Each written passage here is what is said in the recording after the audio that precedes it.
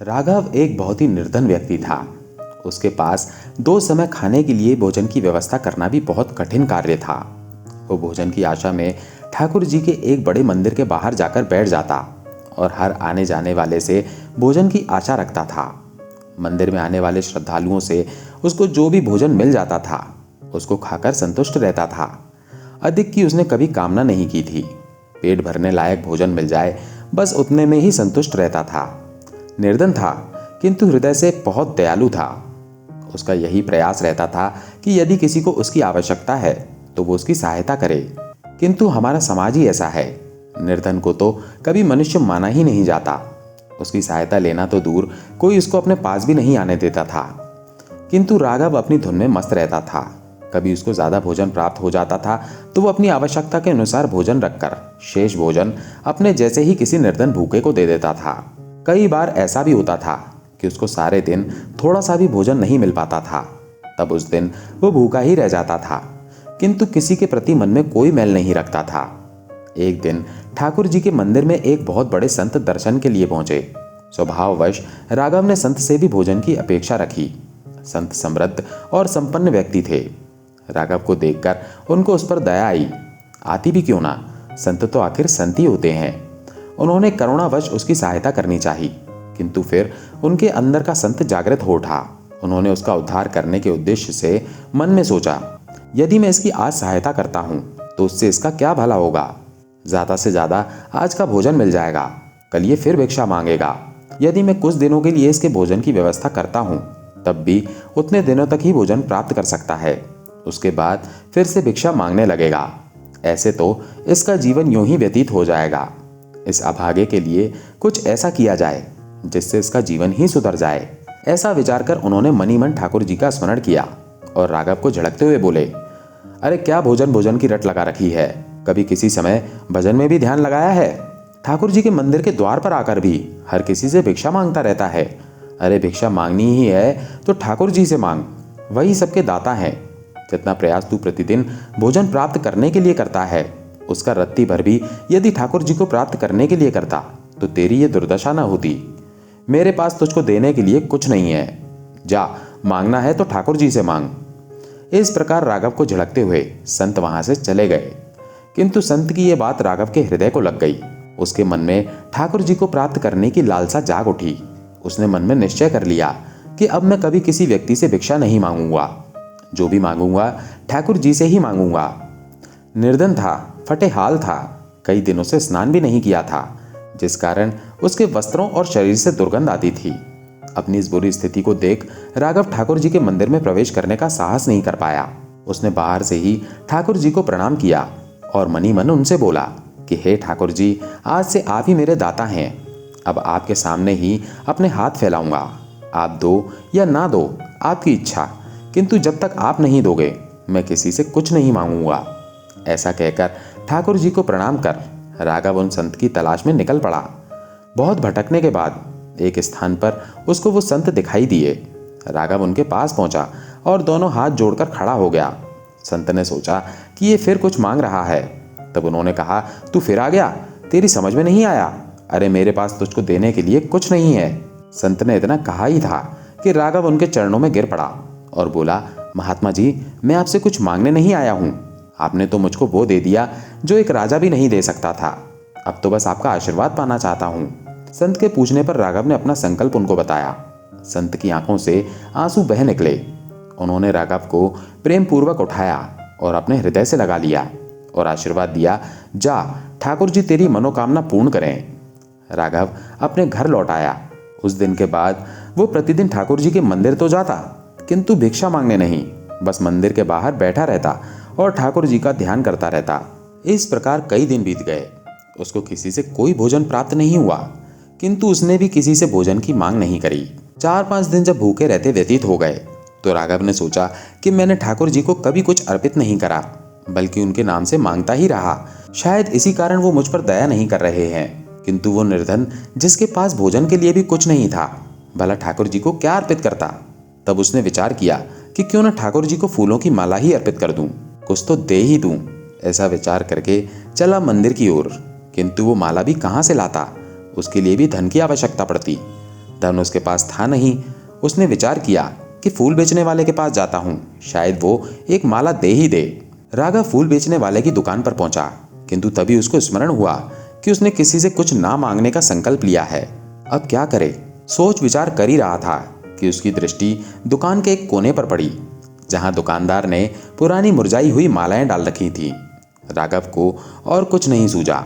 उसने उन मुरझाई हुई मालाओं में से एक माला उठा ली और चल दिया ठाकुर जी के मंदिर की ओर। आज उसके कदमों में विचित्र तेजी थी, एक विश्वास और उत्साह, किंतु उसका उत्साह क्षण मात्र में विलीन हो गया। जैसे ही वो मंदिर की सीढ़ियों पर चढ़ने लगा, मंदिर के सेवादारों ने उसे रोक दिया। उसने बहुत मिन्नतें की और कहा कि उसको ठाकुर जी के दर्शन करने दो, मैं उनको ये फूलों की माला अर्पित करने आया हूँ। माला देखकर सेवादार हंसने लगे। उन्होंने उसका उपहास उड़ाया। ये सब चल ही रहा था, तभी मंदिर के मुख्य पुजारी आ पहुंचे। शोर शराबा सुनकर उन्होंने सेवादारों से कारण पूछा, तो उन्होंने सब बात बता दी। मुख्य पुजारी भी राघव और उसकी माला को देखकर मुस्कुराए और बोले, अरे तू तो जाकर भिक्षा मांग, यहाँ तेरा क्या काम? उन्होंने सेवादारों से कहा, इसको यहाँ से हटाओ, आने जाने वालों को परेशानी हो रही है। सेवादारों ने उसको वहां से चले जाने को कहा। हताश राघव ने मन ही मन ठाकुर जी का स्मरण किया और कहा, हे ठाकुर जी, मैं कैसे आपके दर्शन को आऊं? अब आप ही दया कीजिए। मैं स्वयं तो आपको माला अर्पित कर नहीं पाया, पर आप ही इसको स्वीकार कीजिए।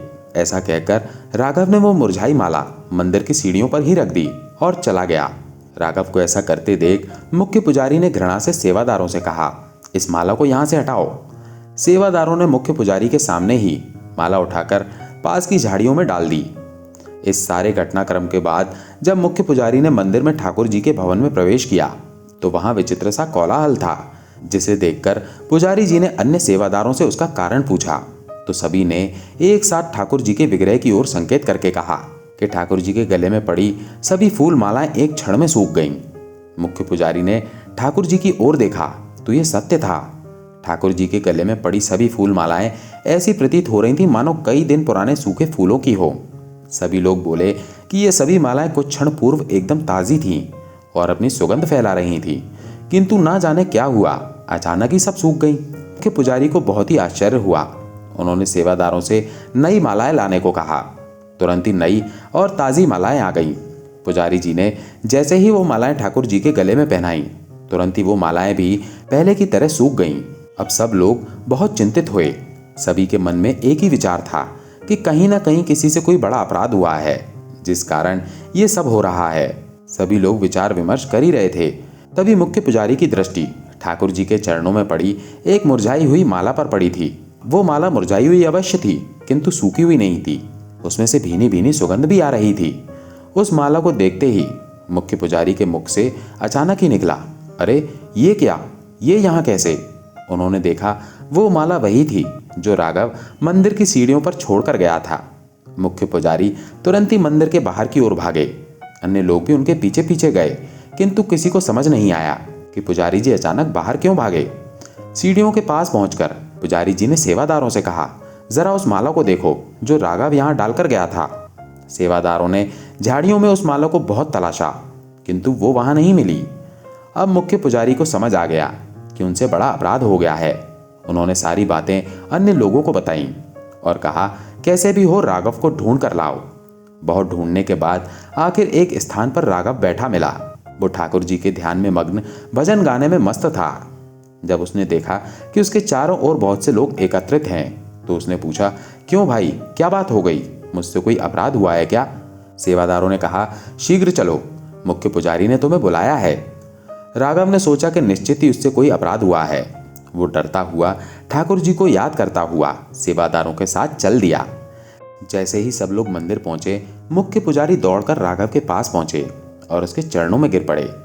राघव अचानक हुई इस घटना से अचकचाकर पीछे हट गया। उसकी समझ में नहीं आया कि ये क्या हो रहा है। तब पुजारी जी ने राघव को समस्त घटना बताई और उससे अपने अपराध के लिए क्षमा मांगी और कहा कि हम सब ने तुमको पहचानने में बहुत बड़ी भूल कर दी। तुम तो ठाकुर जी के लाडले हो। ठाकुर जी रुष्ट हो गए हैं, अब तुम ही उनको मनाओ। ये सब सुनकर राघव को बहुत संकोच हुआ। उसकी आंखों से आंसू बह निकले, किंतु वो मंदिर में प्रवेश करने का साहस नहीं कर पा रहा था। इस घटना की चर्चा समस्त नगर में अग्नि के समान फैल चुकी थी। उन संत के कानों में भी इसकी भनक पड़ी। वो तुरंत ही मंदिर की ओर चल दिए। वहां पहुंचकर संत ने राघव से कहा, राघव, संकोच क्यों करते हो? ठाकुर जी ने तुमको पुकारा है। ये तुम्हारी भक्ति और निष्ठा का ही फल है। जाओ और ठाकुर जी का अभिवादन करो। राघव संत के पैरों में गिर पड़ा। उसकी आंखों से आंसू रुकने का नाम नहीं ले रहे थे। संत ने राघव को प्रेम पूर्वक उठाया और उसको लेकर भगवान के भवन की ओर बढ़े। पीछे पीछे सभी लोग चले। भवन में पहुंचकर संत ने राघव को फूलों की माला देते हुए कहा, राघव, ठाकुर जी के गले में सूखी मालाएं उचित नहीं। राघव ने कांपते हाथों से माला को पकड़ा और ठाकुर जी के चरणों में अर्पित करते हुए रोंदे गले से बोला, हे ठाकुर जी, मुझ पापी पर आपने इतनी बड़ी कृपा करी। आप दया के सागर हैं। सत्य है कि आप सबके दाता हैं। आपने मेरी झोली में वो भिक्षा डाल दी जिसकी मैंने स्वप्न में भी कल्पना नहीं की थी। हे दया निधान, मैं पापी इस योग्य नहीं कि आपके गले में माला अर्पित कर सकूं। मुझको तो आप अपने चरणों में ही रहने दें और इस माला को स्वीकार कीजिए। राघव के माला अर्पित करने के बाद सभी ने ठाकुर जी को माला अर्पित करी, किंतु अब कोई माला नहीं मुरझाई। संपूर्ण भवन फूलों की भीनी भीनी सुगंध से भर उठा। अब राघव पुनः उन संत के चरणों को पकड़कर बोला, हे महात्मा, मेरे जीवन को नया आधार देकर आपने मुझ पर बहुत बड़ा अनुग्रह किया है। मैं जीवन भर आपका ऋणी रहूंगा। अब ये जीवन आपका है। मुझको भी अपने साथ ले लीजिए। आपकी सेवा करूंगा और ठाकुर जी का भजन, बस अब यही मेरा जीवन है। संत ने प्रेम से राघव को उठाया और उसको अपने गले लगाकर बोले, राघव, तुम ठाकुर जी के सच्चे भक्त हो। मैं तुमको इनकार नहीं कर सकता। राघव संत के साथ रहने लगा। मंदिर में ठाकुर जी की सेवा का कार्य भी राघव को सौंप दिया गया। अब उसको भिक्षा मांगने की आवश्यकता नहीं रही थी। ठाकुर जी ने उसको इतना दिया कि वो दूसरे भूखों का पेट भरने लगा। राघव अब संत राघव बन चुका था। दोस्तों, उम्मीद है कहानी आपको पसंद आई होगी। अगर पसंद आई हो तो कमेंट में जय श्री कृष्णा अवश्य लिखें। धन्यवाद।